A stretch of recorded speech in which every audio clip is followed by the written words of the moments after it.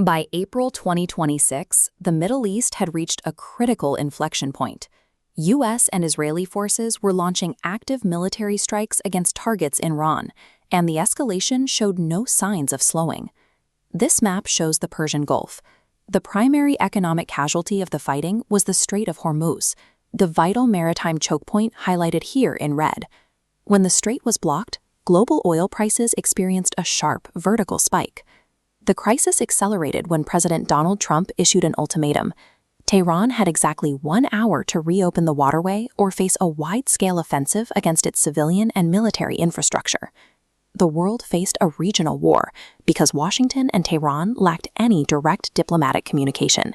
There was no established channel to de-escalate the crisis before the deadline expired. With barely 60 minutes left on the clock, both sides agreed to halt offensive operations for a temporary 2-week ceasefire. The announcement brought immediate relief. Officials from China, the UK, and UN Secretary-General Antonio Guterres all pointed to a single, unexpected nation for brokering the deal. The unlikely mediator of this crisis was Pakistan.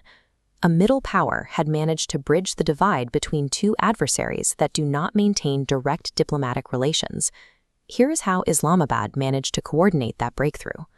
Pakistan's motive for intervention lies within a massive expatriate workforce in the Persian Gulf.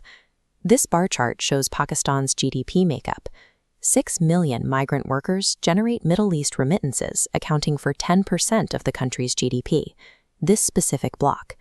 If war broke out, that block would fracture. Projections showed 500,000 workers repatriating, causing a multi-billion-dollar loss. Orchestrating this ceasefire was an act of economic self-preservation. For Islamabad, preventing a regional war was the only way to prevent a domestic financial collapse. Pakistan shares a border with Iran while maintaining active ties with the US and China. Following this specific line routing through the Pakistan hub reveals a unique institutional channel. Pakistan legally represents Iran's interests in Washington, linking two nations that do not officially speak. Prime Minister Shehbaz Sharif led the civilian diplomatic push, coordinating with Saudi Arabia, Turkey, and China to build a regional consensus for de-escalation.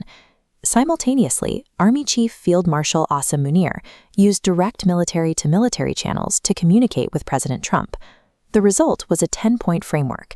The U.S. secured the reopening of the Strait of Hormuz, while Iran avoided immediate strikes and secured a formal venue for negotiations. Islamabad succeeded by activating a dual-track civilian and military network that no other single nation possessed. Global markets responded immediately to the truce. As shipping lanes prepared to reopen, oil prices plummeted back below $100 a barrel. The deal is a diplomatic victory for Islamabad, establishing the country as a significant regional mediator. But the ceasefire is strictly limited to 14 days.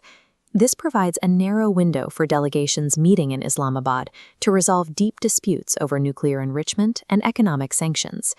One major loophole could still collapse the entire deal. Israeli Prime Minister Benjamin Netanyahu has stated that the ceasefire does not apply to the conflict with Hezbollah in Lebanon. Pakistan stopped the first bullet to save its own economy.